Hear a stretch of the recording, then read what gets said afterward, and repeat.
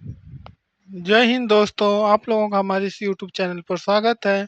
आशा करते हैं आप लोग स्वस्थ होंगे और आप लोगों की पढ़ाई अच्छे तरीके से चल रही होगी। आज की इस क्लास में हम लोग पेडागोजी से संबंधित महत्वपूर्ण प्रश्नों को कवर करेंगे। शुरुआत करने से पहले आप लोगों को बता दें, यदि आप लोग हमारे चैनल को सब्सक्राइब नहीं किया तो चैनल को सब्सक्राइब कर लीजिए, बेल आइकन को दबा लीजिए और वीडियो को ज़्यादा से ज़्यादा शेयर कर दीजिए। यदि आप लोगों को इस क्लास की पीडीएफ चाहिए तो आप हमारे Telegram channel student point centre से जुड़ सकते हैं। वहाँ पर सारे पीडीएफ अवेलेबल रहते हैं। वहाँ से पीडीएफ को प्राप्त करके आप अपनी तैयारी को और भी ज़्यादा स्ट्रॉन्ग बना सकते हैं। तो चलिए शुरुआत करते हैं आज के सेशन को। आज का हमारा पहला प्रश्न है, शिक्षण अधिगम प्रक्रिया का मूल आधार क्या है? तो इसका सही आंसर है ऑप्शन बी, विद्यार्थी। नेक्स्ट क्वेश्चन है क्वेश्चन नंबर 2। इसमें पूछा कि child is the focus of education, यह विचार किसने दिया था? तो इसका सही आंसर है ऑप्शन बी, जॉन डीवी ने। नेक्स्ट क्वेश्चन है क्वेश्चन नंबर 3। इसमें पूछा कि रचनावाद किस शिक्षाविद से संबंधित है? रचनावाद कंस्ट्रक्टिविज्म जो है किस शिक्षाविद से संबंधित है? तो इसका सही आंसर है ऑप्शन सी, पियाजे से। नेक्स्ट क्वेश्चन है क्वेश्चन नंबर 4। इसमें पूछा है कि निकटस्थ विकास का सिद्धांत किसने दिया है? निकटस्थ विकास का क्षेत्र सिद्धांत किसने दिया है? तो इसका सही आंसर है ऑप्शन बी, वाई गोस्की ने दिया है। नेक्स्ट क्वेश्चन है क्वेश्चन नंबर 5। इसमें पूछा है कि मूल्यांकन का मुख्य उद्देश्य क्या है? तो इसका सही आंसर हमारा हो जाएगा ऑप्शन बी, विद्यार्थियों की प्रगति का आकलन करना। नेक्स्ट क्वेश्चन है क्वेश्चन नंबर 6। इसमें पूछा है कि ट्रायल एंड एरर सिद्धांत के प्रतिपादक कौन थे? ट्रायल एंड एरर सिद्धांत के प्रतिपादक कौन थे? तो इसका सही आंसर है हमारा option B, Thorndike. Next question है क्वेश्चन नंबर 7। इसमें पूछा है कि अधिगम को अस्थायी बनाने के लिए किसका प्रयोग सर्वाधिक प्रभावी है?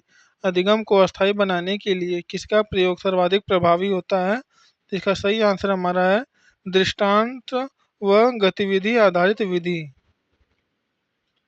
नेक्स्ट क्वेश्चन है क्वेश्चन नंबर 8। इसमें पूछा है कि सीखने की प्रक्रिया में सामाजिक सहभागिता पर बल किसने दिया? तो इसका सही आंसर है option C, Vygotsky. Question number 9 में पूछा है कि कोहलर का गेस्टाल्टवाद सिद्धांत किससे संबंधित है? कोहलर का गेस्टाल्टवाद सिद्धांत किससे संबंधित है? तो इसका सही आंसर है ऑप्शन बी, अंतर्दृष्टि से संबंधित होता है। क्वेश्चन नंबर 10 में पूछा है कि अधिगम का अर्थ है? तो इसका सही आंसर हमारा है ऑप्शन बी, व्यवहार में अपेक्षित परिवर्तन करना जो है अधिगम का अर्थ होता है। नेक्स्ट क्वेश्चन है क्वेश्चन नंबर 11। इसमें पूछा है कि बालक के पूर्व ज्ञान पर आधारित शिक्षण क्या कहलाता है? बालक के पूर्व ज्ञान पर आधारित शिक्षण क्या कहलाता है? तो इसका सही आंसर है ऑप्शन बी, रचनात्मक शिक्षण। क्वेश्चन नंबर 12 में पूछा है कि प्रतिपुष्टि का मुख्य कार्य क्या है?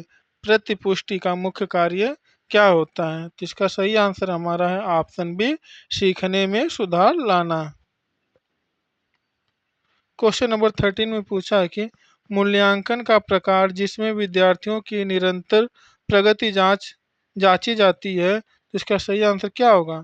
मूल्यांकन का प्रकार जिसमें विद्यार्थियों की निरंतर प्रगति जांची जाती है, इसका सही आंसर हो जाएगा हमारा ऑप्शन बी, प्रारूपिक मूल्यांकन। क्वेश्चन नंबर 14 में पूछा है कि कौन सी शिक्षण विधि बालक केंद्रित है? इसका सही आंसर ऑप्शन बी, प्रोजेक्ट विधि। प्रोजेक्ट विधि जो होती है बालक केंद्रित शिक्षण विधि होती है। नेक्स्ट क्वेश्चन है क्वेश्चन नंबर 15। इसमें पूछा है कि स्वाध्याय पद्धति में मुख्य बल किस पर दिया जाता है? स्वाध्याय पद्धति में मुख्य बल किस पर दिया जाता है? इसका सही आंसर हमारा है ऑप्शन बी, विद्यार्थियों की सक्रियता पर। क्वेश्चन नंबर 16 में पूछा है कि स्किनर का ऑपरेंट कंडीशनिंग सिद्धांत किससे संबंधित है? स्किनर का ऑपरेंट कंडीशनिंग सिद्धांत किससे संबंधित है? इसका सही आंसर है हमारा ऑप्शन बी, दंड और पुरस्कार से संबंधित होता है। क्वेश्चन नंबर 17 में पूछा है कि समावेशी शिक्षा का उद्देश्य है। समावेशी शिक्षा का उद्देश्य क्या होता है? इसका सही आंसर है ऑप्शन बी, विकलांग और सामान्य बच्चों को साथ साथ पढ़ाना जो है समावेशी शिक्षा के मुख्य उद्देश्य होते हैं। नेक्स्ट क्वेश्चन है क्वेश्चन नंबर 18। इसमें पूछा है कि सीखने की सर्वश्रेष्ठ स्थिति कब बनती है? तो इसका सही आंसर है ऑप्शन ए, बालक जब रुचि लेता है तब सीखने की सर्वश्रेष्ठ स्थिति बनती है।